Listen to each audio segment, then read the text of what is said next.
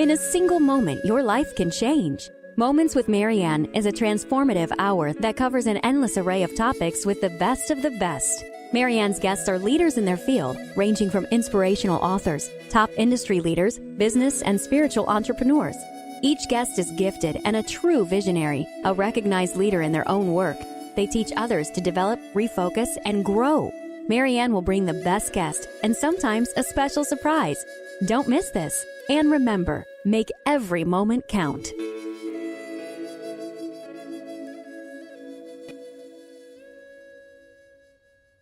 Hello and welcome to Moments with Marianne. Today I'd like to introduce my very special guest, Dr. Laurie Levin. In 1977, Dr. Levin launched a career to become one of Hollywood's premier talent agents. She's responsible for signing such celebrities such as Michael Keaton, Madonna, Michael Jackson, and then in 1985 she began her own film production company. After almost 20 years in showbiz, she made the bold move to follow her true calling as a psychologist. Her breakthrough came as her mother was dying of cancer, with the recognition that death is simply a passage to the next life. She helped her mother find peace in her transition. Dr. Levin was inspired to return to school to obtain her doctorate and explore new frontiers of health, wellness, and spirituality. Recently, Dr. Levin released a new book called Life in Life. So, without further delay, let's welcome Dr. Levin. Thank you, Marianne. I'm really happy to be here. Very excited. Oh, it's such a joy to have you on my show. And as I was saying earlier, it was the energy of this book that made me stop and take notice and say, I've got to have you on the show. You know, it was just amazing. So your book was just released.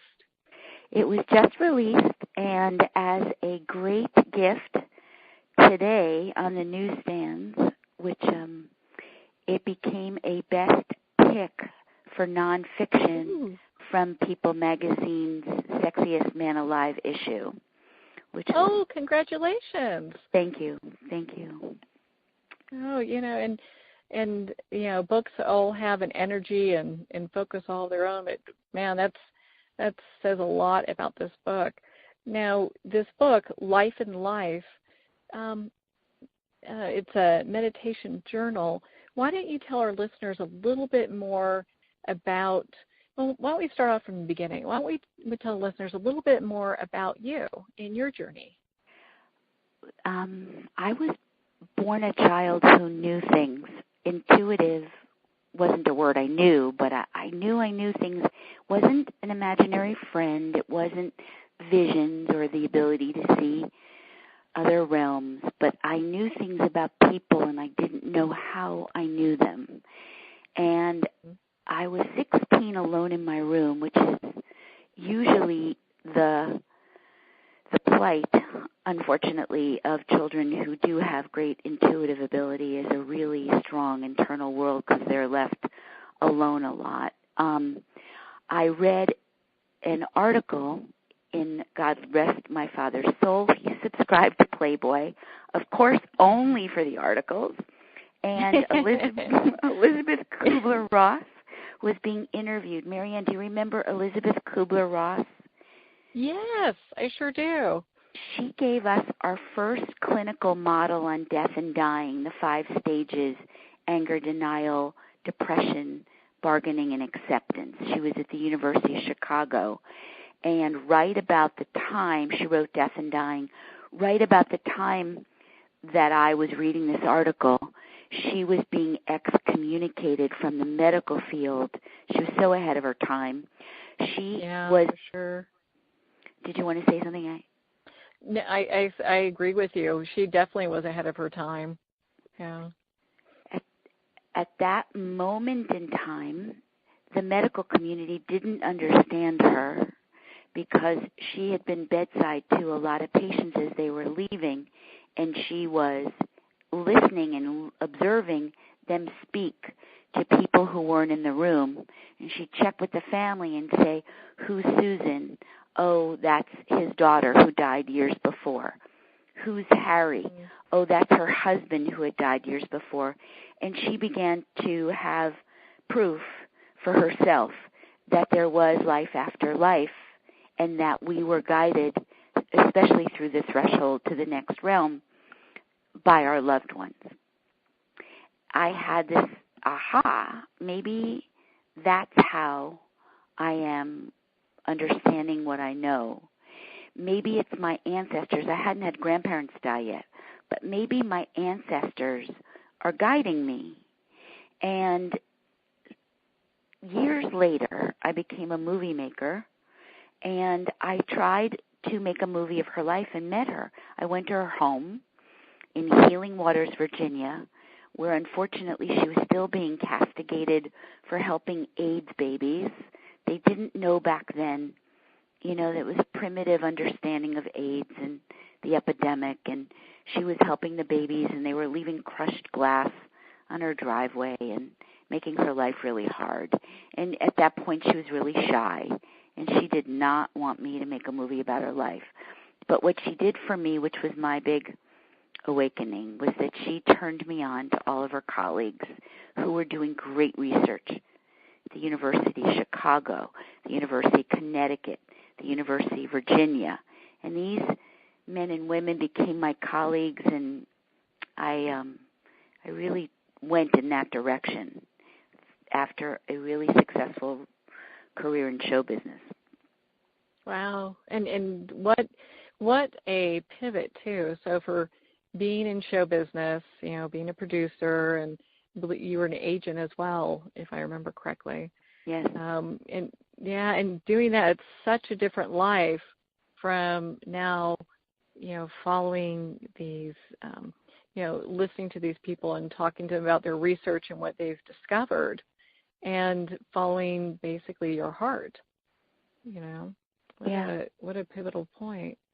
Well, and then, so when you started, connecting with these people, was it like you were saying, like an aha moment, going, okay, great, this is where I need to be, and I need to just make that shift right now, or was it over time?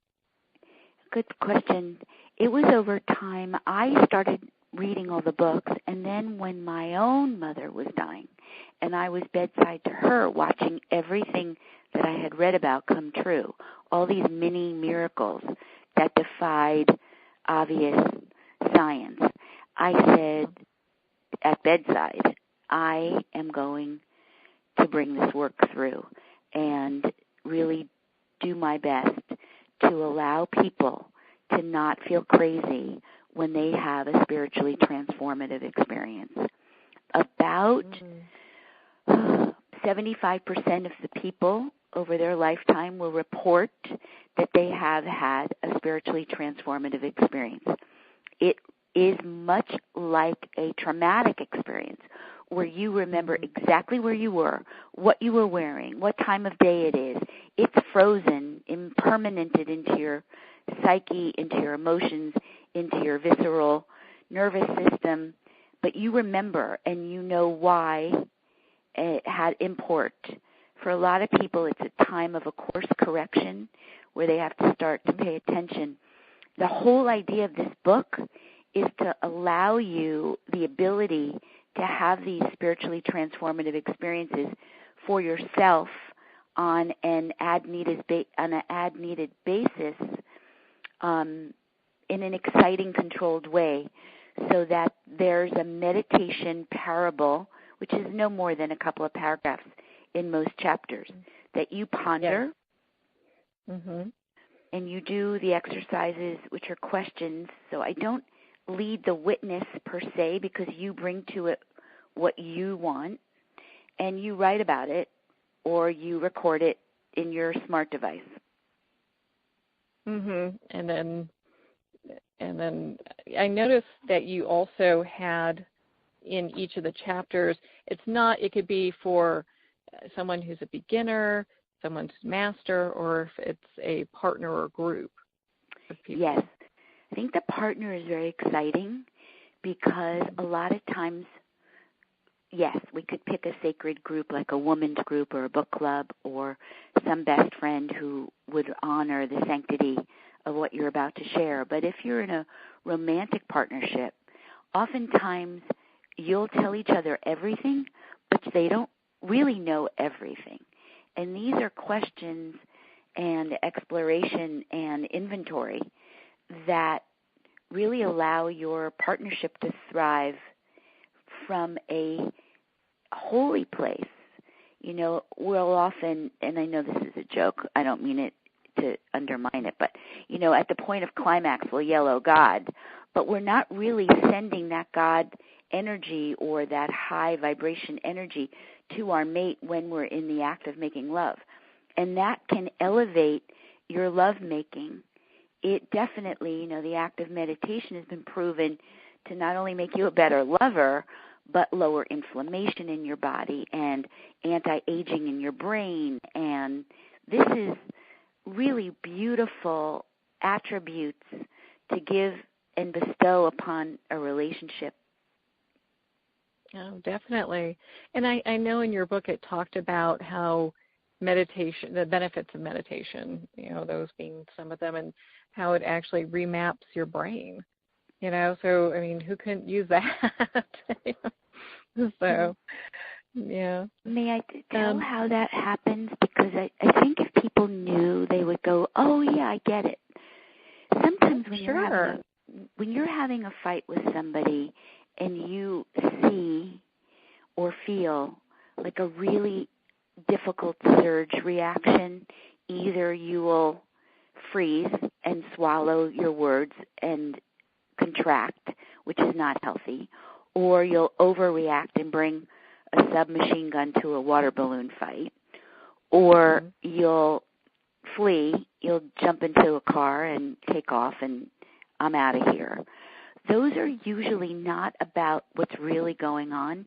That is usually an echo of a really old wound, and that old wound was traumatic in some way. It may even be pre-verbal.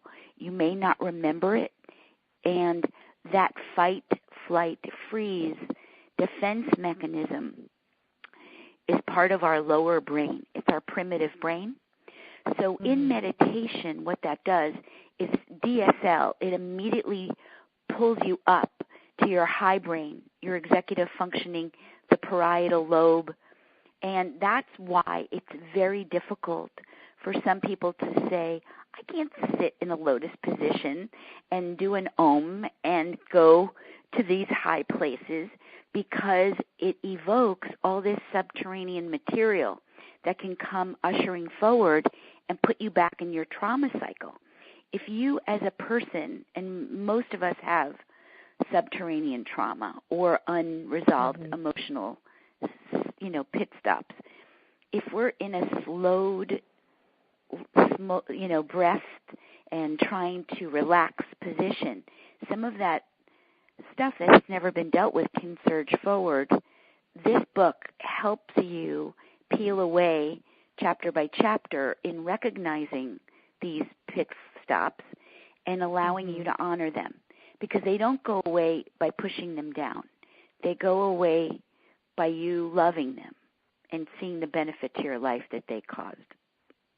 Oh, and looking at, you know, instead of, you know, let's say someone was disempowered as a child, you know, told to be quiet or what have you, and as an adult looking at that and seeing how you know, maybe they've grown from that or from that experience, and how it actually helped them develop greater strength, you know, internal strength, or maybe they're working to voice their opinions now as opposed to being quiet all the time. Can I ask you a personal question? Was that you? Because Sure. Howard Stern and so many radio hosts were told to be quiet as a child. So I think it's great. You know what? It definitely was me, and in fact, you know, it's interesting. I took a workshop not long ago with some very dear friends of mine, and pretty much every single one of them had that same thing going on, you know, where they were told as a kid, you know, kids are supposed to be quiet and seen and not heard kind of thing, So, yeah. I think it's great that you are now playing out the other side of your empowerment. You go, girl. I love that. Oh, thank you. I love that. Go ahead. Yeah, and I could be a talker, so this has just worked out perfect, Well, I wonder, an armchair analysis, in my practice, of course, and right now I'm teaching a great deal and writing a great deal in a larger arena, but I'm not in private practice the way I used to be. But armchair analysis, I think most people, that's what I mean about honoring it and seeing the gift that it gave, that if everybody could understand that nothing's done to them, it's done for them, because it actually strengthened the beauty of you to come forward and exercise, flex new muscles and shape a new worldview and break down the rigidity of your parental introjects, they're called, because you needed to be that which you are right now. And if you didn't have those parents who did that, you wouldn't be giving the gift of you to the world right now. So it's perfect. And that's what I mean about honoring it. But until we can honor it and say to our ego, you're not ever, ever going to unknow what you already know. These things that have helped us are to be honored. We're never going to forget that pain caused me to be more compassionate or a better listener or less judgmental or more inclusive. We're never going to unknow those good things about us, but we don't have to live out the terror that might have been wired together with it. Uh-oh, I spoke out too big. I'm going to be sent to my room. All that. Yeah. All this stuff that it would kind of trigger those kind of emotions. That is all that old learned behavior, when in a sense it's really it's kind of like the foundation of my building, as it is now, because I look at that and it's like, oh yeah, that's how it used to be, but it doesn't have, I use that opportunity to really be able to voice my opinion and speak out. Well, and so you've got this you're just a fountain of information and knowledge. I'm just so, tickled pink that you're on the show. And so in your book, you're using this knowledge in these different chapters with meditation. And for someone that's just getting into meditation and just looking at this, what would be, they'd start obviously from chapter 1, but what would be like a starting point for them just to learn to get into that meditative space? Well, if I could I'm going to answer it. I'm just going to digress for a second. This was a channeled book that got me through my pain. And I know that it works. I taught it for years, and it's helped a lot of people, and I know that it's a gift from on above. Like I don't speak the way that this is written. This is inclusive of all spiritual belief systems and inclusive of non-spiritual belief systems, because if you scratch the surface and you ask somebody who's an agnostic or an atheist, hey, let me just ask you a question. Did you ever think of anybody that you hadn't seen all day and then you come home and they're on your voicemail? There are synchronicities that let us know that we're connected. And whether you want to call it Mother Nature or connection, we are all plugged in. Whatever in is for whatever you are, you define that. So as a meditator, a beginner, you don't have to be of any faith other than I really would love to stop all these difficult internal states and my negative thinking, and my ability to know myself better is something that I've always wanted. That's it. Then we go on a hunt as to what meditation, that I said jokingly a DSL, works best for you. So I'll ask you to do a little thinking. Am I visual? Am I auditory? Am I kinesthetic? How do I process information best first? Because that's usually the way your intuitive information is going to best speak to you. Not always. Some people have dreams. Some people have daydreams, lucid dreaming. Some people have an electrical pang, a high-pitched tone in their ear. a twitch in their eye that's not biologically, structurally, you're not really about to cry, or, there's something that that just came over you. We get the chills of punctuation when we're talking about something that's giving us awe or we're receiving. Mm-hmm. So we have to learn when we're sending and when we're receiving. For instance, again, 16 was my big awakening, but I'm alone in my room, as I told you I was a lot, and I'm a lowly 10th grader, and this man, the lowly 10th grader alone in my room, and this boy's name jumps into my head. His name is Tim Sharp. Now, Tim Sharp, there was no connection. I wasn't friends with him. He was a senior. He was captain of the football team. He was president of the student body. And I thought to myself, like, why would his name pop into my head? There was no reason. And the next night he called and asked me out on a date. So I thought, oh, this is cool. There are senders and receivers. He's thinking of me and asking me out on a date, and he sent that to me. But if I hadn't been alone in my room quiet, I don't think I would have figured out all of this metaphysical, for lack of a better word, work. Like, I've always been on a hunt to know how the other side worked. So a lot of my work is metaphysical explanations, not spiritually based in any religion, but understanding the physics of sending and receiving. And the first person you're aware of, please, is yourself. Because if you can figure out your own signals, you've got the other side licked. Oh, yeah. Oh, yeah, for sure. And, and you're right, because if you had been, as a kid busy with, girlfriends or sports or chatter or whatever, you wouldn't have been able to hear what was going on with this young man who, he's probably sitting there trying to figure out how he's going to ask you out, Oh, the horrors of being in 10th grade again. Yeah, I was alone by myself a bit too, so I totally understand that. I wonder if most people feel misunderstood and unheard and undervalued. Yeah. It seems to be the anthem of humanity in some way. I would agree. I mean, that, and I hear a lot of people talk about how lonely they are, and it's interesting, the perception of that, and they truly could be. I'm not disqualifying anyone's feelings, but a lot of times what I've noticed in my life, if I look around and see all the love that's there, from friends, and it doesn't have to be like, sometimes people get kind of locked into a partner or a soulmate, with all the friends that I have surrounding my life and just how amazing and wonderful they are, I'm loved to pieces, It's interesting. Marianne, it really is. Marianne, what's great about you is that you allow it in, because there are certain times in my life you can have all the people around you, but if you don't allow the goodness to be received, then you are blocking the love too.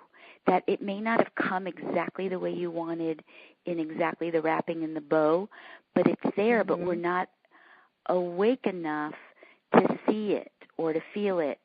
And that comes from self-love. Like, it all emanates from self-love. I would agree. I agree with you on that part. It's really a journey. I used to live in the Orange County area, and there are like millions of people out that way. I mean, everyone's headed to the beach, and in California, and I was at a point in my life where I feel like I'm surrounded by all these people, but I don't know anybody. There's that detachment.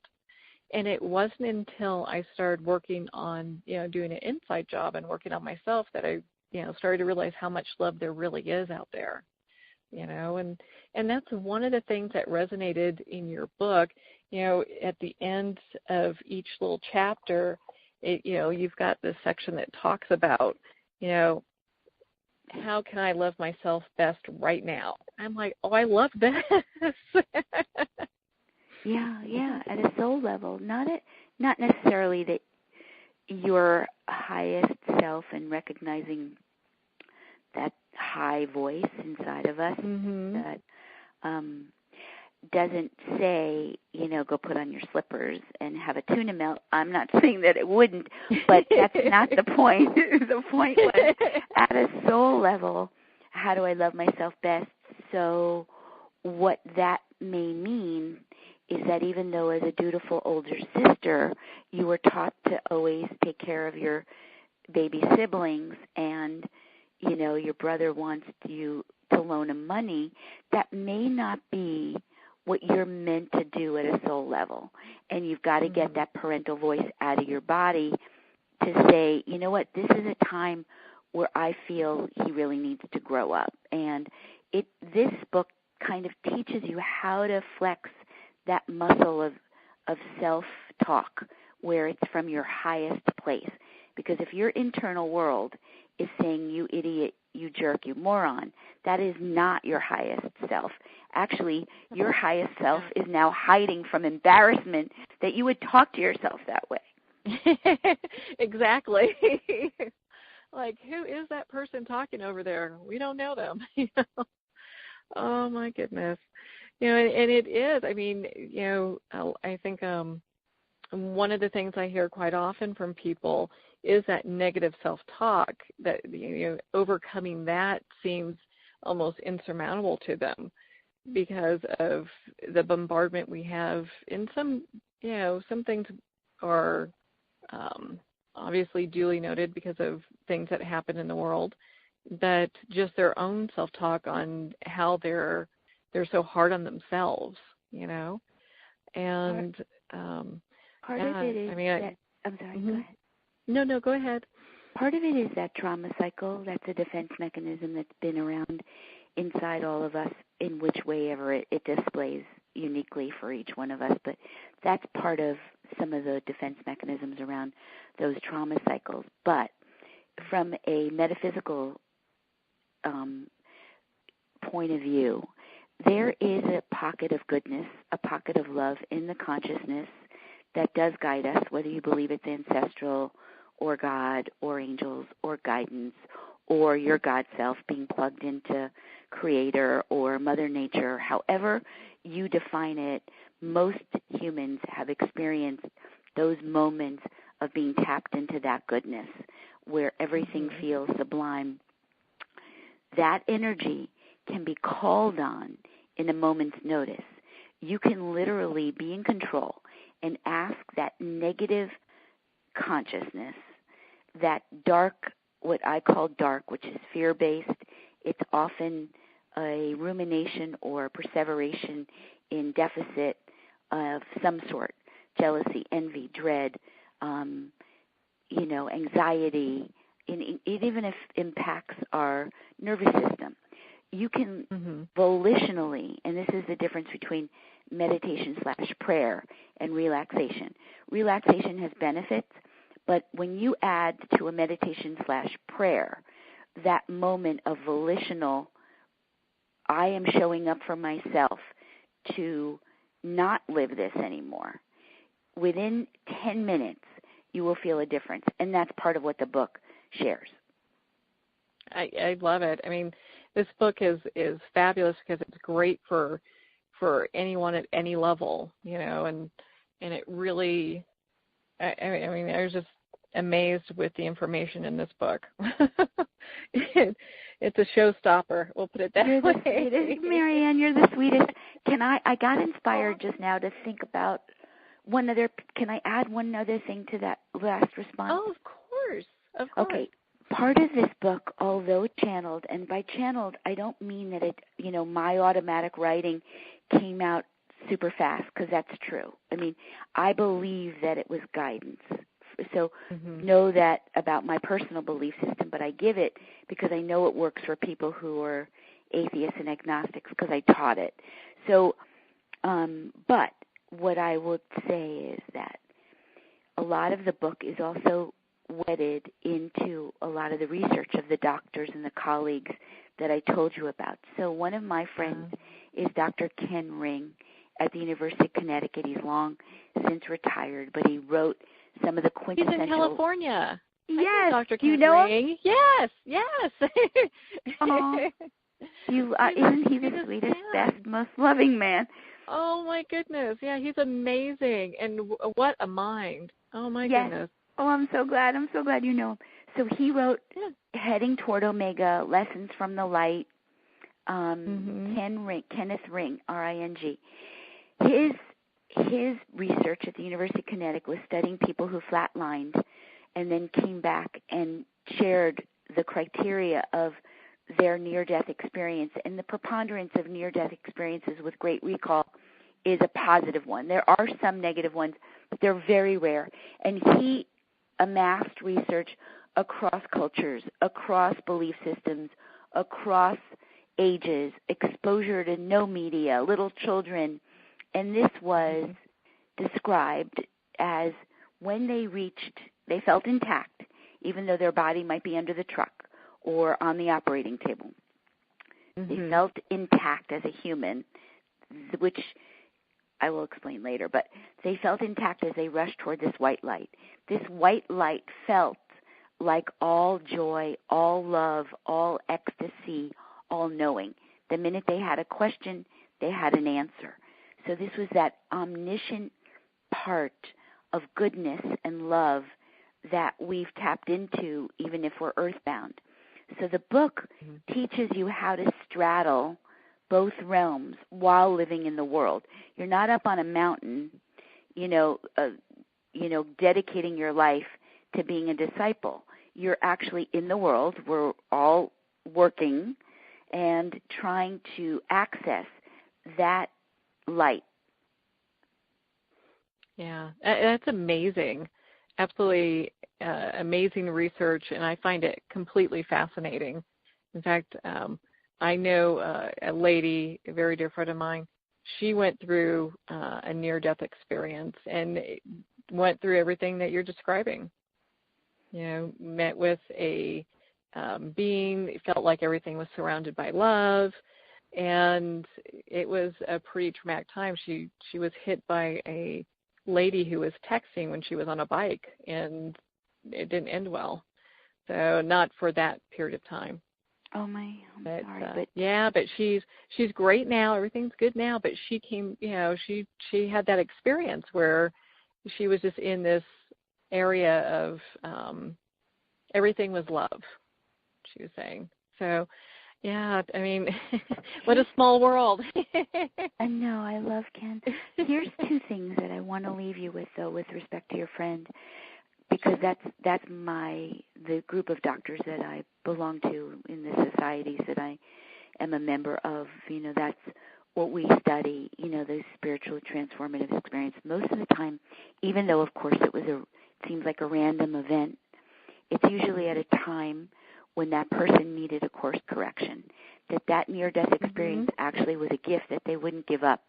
When they get met by a person or a being on the other side, they also feel sometimes that they don't want to come back to Earth because it does feel out of the fear, out of the pain, and usually when they come back, they're homesick for the light. And that's what this book is, how to not be homesick for the light. Many people don't have to have a near-death experience to be able to access the light on command, which is what I mastered and what I'm sharing. That is the gift of living. Yeah. So when you feel at your worst, when you feel suicidal or you want it to be over, not because you want to stop living, but you want the pain to end. You want the life as you know it right now to end. That's also a person who's homesick for the light.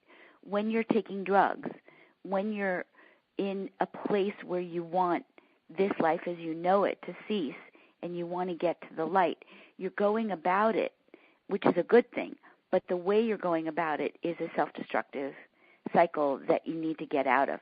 So this is a book a lot of times for people who are depressed, anxious, suicidal, potentially. Hopefully you're going to get professional help on top of this book. On that note, we're going to pause for a quick break, and we'll be right back with best-selling author Dr. Laurie Levin.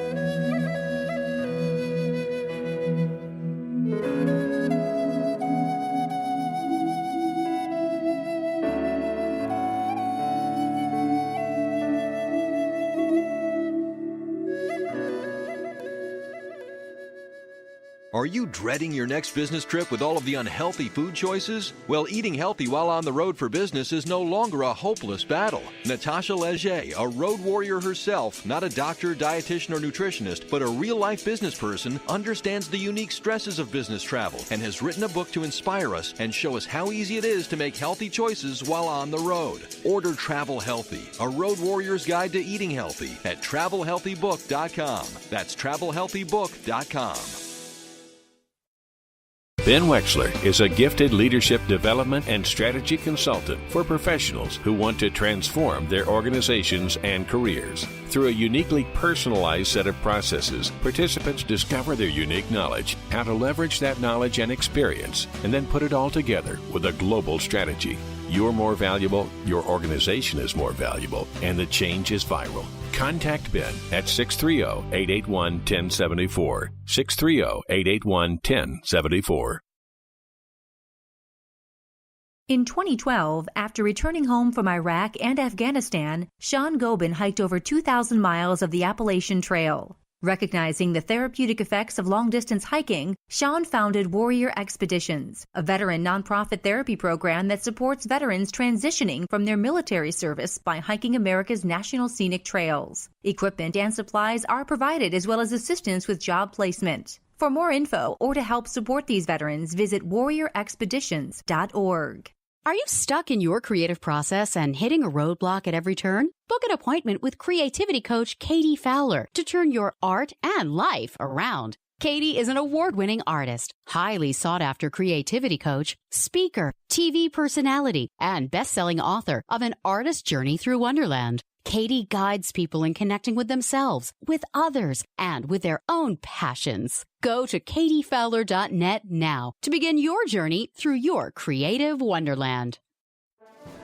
Internationally recognized and award-winning author Judy Goodman works and teaches outside the box of limited thinking. Working with people from every walk of life, her goal is to empower you to be the best you can be, no matter what the challenge is. Born with the gift of seeing beyond our normal vision, she has an extraordinary gift of working with every challenge. Teaching beyond conventional wisdom, her work is described as life-changing. Visit judygoodman.com. That's judygoodman.com.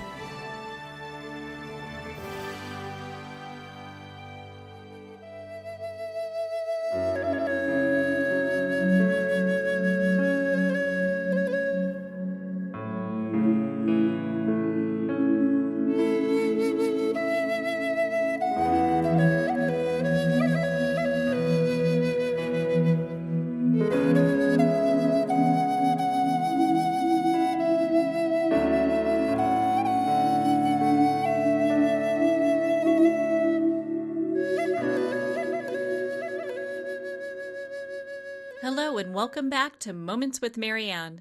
I'm here with my very special guest, Dr. Laurie Levin. Now, Dr. Levin, I know you explain this in your book, but is it possible for anyone to develop their intuitive gifts? When I feel that this is about teaching you how to fish, how not to give you a fish, to allow you to be able to do it for yourself, that everybody has the capability to really master and expand their own intuition, that we are vast beings. We are not finite. We are not just of this one body. We are operating on many dimensions and many realms simultaneously, but we just don't know how to read it. We don't know what happened on that dream plane. We don't understand why that person that we've been thinking about all day is on our voicemail. We don't know how to read the signals. And that just takes time to develop, like anything. Like Rome wasn't built in a day. So as these things come up, it's really, your book is a great tool and a resource, but it's having those kind of resources that help people through that. And I agree with you. I mean, I'm not a real big fan on seeing a lot of, palm readers or psychics or what have you, because I really feel like, you're saying, if we're getting the information from within, it really leaves us in a more self-empowered place. When and I talked about this once before, but when I was starting my spiritual journey, a problem would come up and I would go get a census from everybody. Like, what should I do? How should I handle this? And what ended up happening, even the best advice, would throw me off in the bushes and I'd be sideways. But when I started on my spiritual path and really started to do that meditation and look for the answers within, I would get information, it would completely resonate with me, and then I would stand firm in the decision that I made going forward about, handling whatever. And it was interesting because the chaos started to actually peel away. There wasn't a whole lot of drama attached to that. That's really beautifully put. That's really beautifully put. Because when you stand erect and congruent with what you need, not what somebody's projecting onto you that they would do if they were in your shoes, which is well-meaning, loving advice, but it really is more about them and what they would do if they were in your situation, not necessarily about you and your soul. And at a soul level, when we might start making decisions from our God self, our highest self, you trust that there is a extra added dimension, multiple dimensions, but of vision from that which is guiding you, which can read situations on high. So you're not working just from a earthly realm. You're looking at it in a longer lead, higher experience of taking multiple people into account.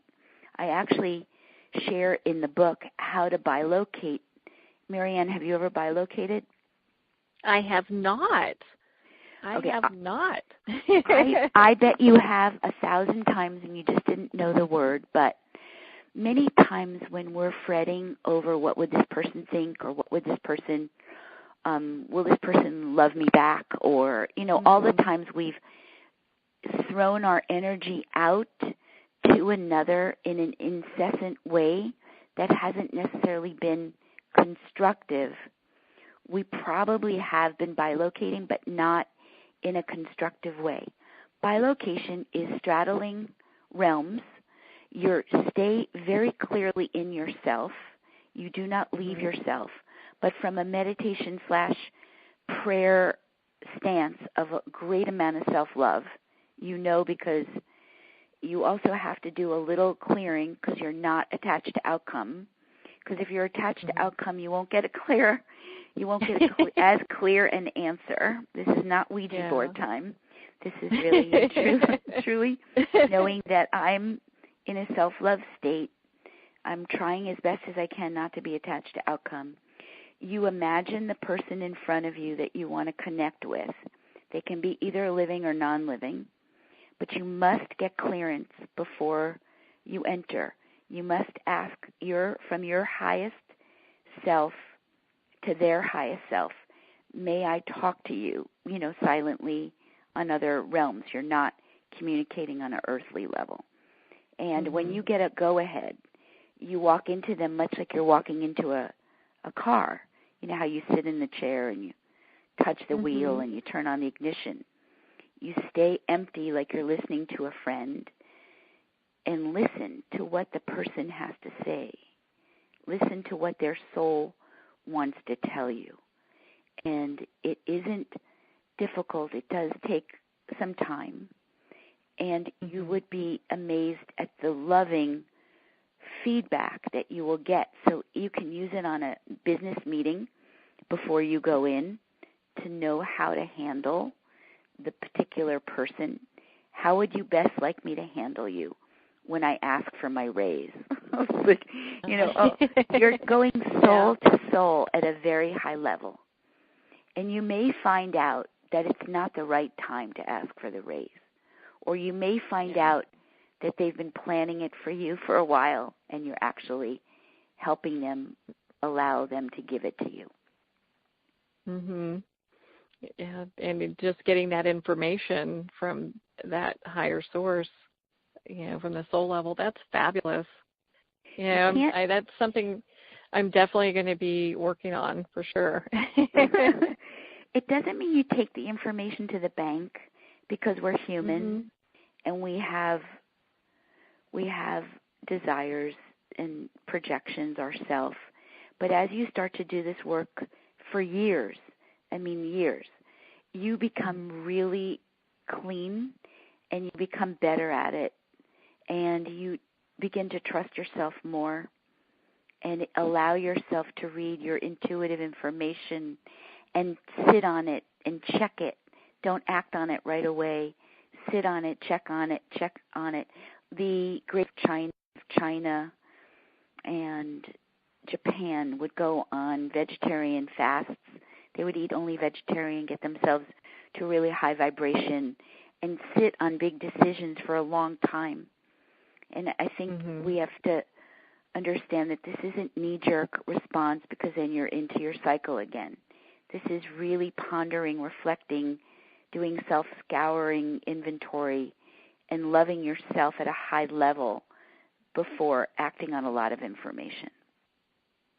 Yeah, that's just amazing. And, it makes sense, too, because you really do want to, for things that are big decisions, really want to take the time and really think about things. And who knows, other things may play out in the interim, So you just never know how things are going to, come about. And what a fascinating thing. I bet you could probably do that fairly easy, the bilocating. Well, I think we do it, moms do it with babies that are crying. What does the baby need? But this is at a different level because you're pulling in your high brain, your soul. You're acknowledging your vastness in a way that we don't usually typically do when we're young and voracious and, jumping at things. This is really requiring you to get to a high state.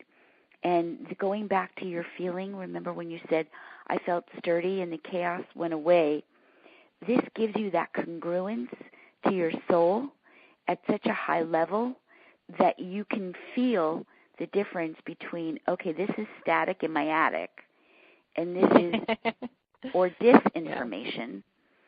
So one of the other big, this is foundational to the whole book, is that pocket of goodness, to call on it. And I'm not joking when I say I want only the highest qualities of the supreme genius of love and light in my body, in my apartment, in my life.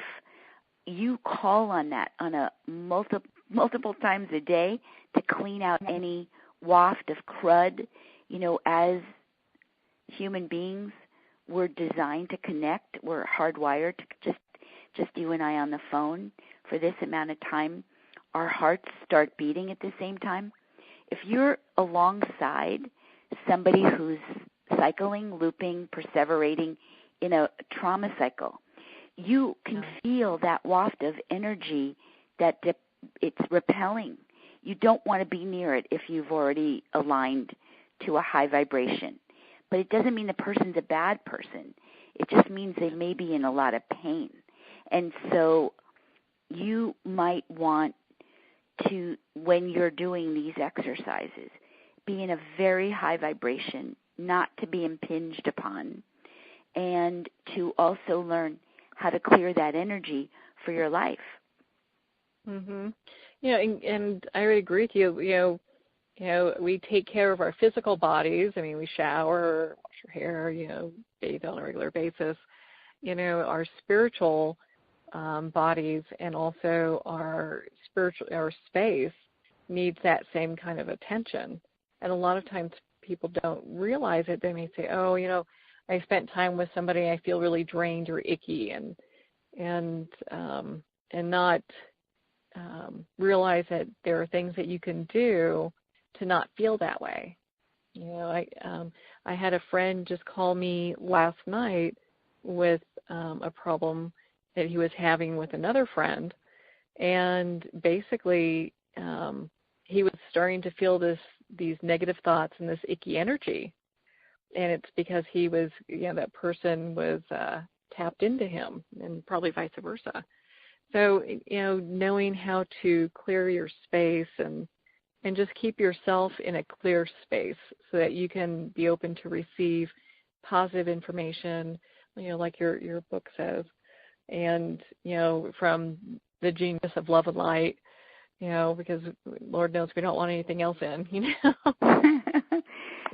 and those negative thoughts, sometimes we need to really take stock and, are these my thoughts, or am I picking it up from them?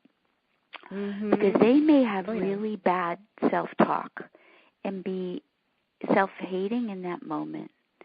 And it may not be that you actually hate them, or they may be hating themselves, and you might be picking up their...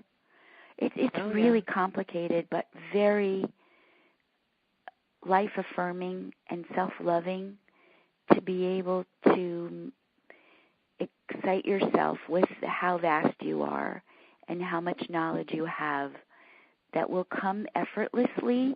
I'm not saying that it doesn't take years to refine it, but these are things that are natural to human beings for survival, our intuition, our gut knowing, our ability to read people, read energy. It feels good. Yeah, I agree with you. When I'm able to do my meditation practice, and I've done that for many days in a row, because sometimes life gets busy and I'm not able to. But when I do, I feel great when I wake up, and things seem to be more clear on pretty much on every level, and it's easier for me to connect with people, for me to have someone talk with me that's maybe having a really super bad day and they're just dumping and not pick up any of it, and just be able to, continue on my journey.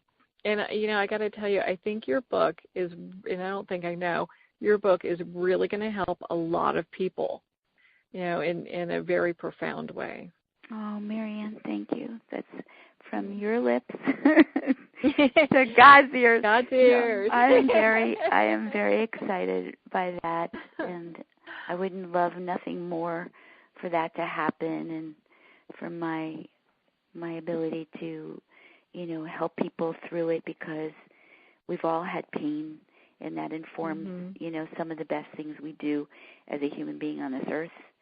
And I've had a lot of pain, and I want people not to have to live in it, because it feels so much better to be out of it. Oh, yeah. We don't need to go there and get the badge. It's okay. I did want to say one thing to your meditation practice, and having no time. Sure. It isn't hard to live life as a meditation when you learn how to slow your breath, go up to your high brain, and you don't have to meditate that morning. Just be consciously aware of how your body feels at every moment. Take stock, how you're vibing with another, and you can be driving with your eyes open. That's when you said, what do I tell a beginner? You do not have to close your eyes, go into a lotus position in a mudra, and say Om. You can be walking along a brook. You can be washing the dishes. You can be listening to music. You can be waving your hands in the air. Some people are kinesthetic. They cannot sit still. Some people are visual, auditory. They need a candle going. Whatever it is for you and will help you get there, do it through your life. So I know that you've had, I hope not, but I probably could guess, invited somebody on the show that didn't pan out to be exactly who you wanted them to be. And you're sitting there being polite and going, oh my, what am I going to do with this person? How am I going to ask them the next question? And what am I going to do to rectify this probably not such a great choice for the show?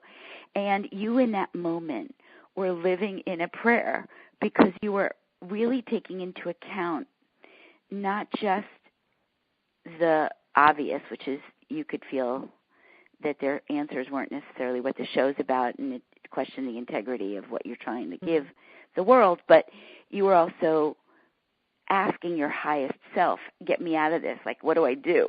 And that's another gift. You're laughing. You want to talk about it?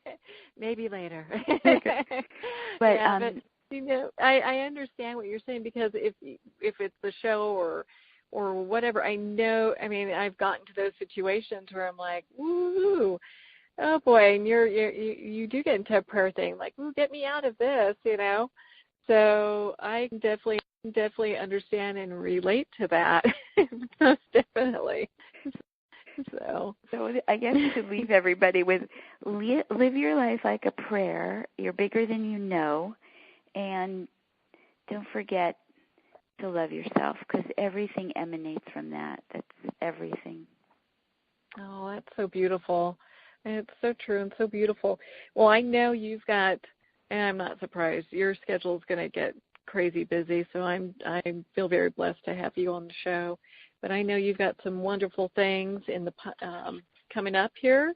You've going to be on NBC's Today Show coming up on December 16th at 9 a.m. Eastern. So all of our listeners, make sure you tune into that. I'm going to be watching it for sure. You know what? I think it's local because the Today Show were delays for the morning. Yeah, I think it's local time. And it's in the 9 o'clock hour. And I am blessed to be on your show and to meet you, too, really, truly. Oh. But it feels like quiet. We've known each other for a long time. My soul sister. Yeah, for sure. Definitely for sure. And why don't you tell our listeners where they can look you up and well, yes, thank you. You're so sweet. Yeah. All my speaking engagements and teaching is on my website, and my website is Laurie, Laurie, Ann,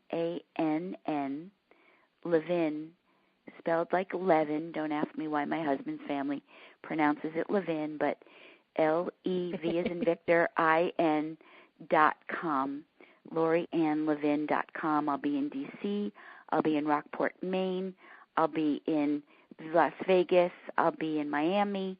I would love to be in your hometown if you want me. Just, let me know. My website has my direct email, and I can't wait to meet everybody. Oh, yeah, and our listeners are definitely going to be in for a treat spending time with you at any or all of these events. So, thank you again, Dr. Laurie-Ann. I so appreciate having you on the show. It's been such a blessing, and wow. That's all I could say is wow. You're such a sweetheart. You're such a sweetheart. All right, big hug, and thank you for all the good that you do in the world by giving moments that change people's lives forever. Truly, Marianne, thank you. Oh, thank you. I so appreciate it. And to all of our listeners, I want to thank you for tuning in today. And remember, make every moment count. Join us next time for Moments with Marianne, when host Marianne Pestana brings another inspirational gifted leader to help us grow. Tune in every second Sunday at 8 p.m. Eastern Time for Moments with Marianne, when the Dream Vision 7 radio network is at 1510 a.m. Boston. Or catch Moments with Marianne every Thursday and Friday at 5 p.m. and 5 a.m. Eastern Time by going to dreamvision7radio.com. To learn how Marianne started her business from the ground up, visit mariannepestana.com. Don't miss this, and remember, make every moment count.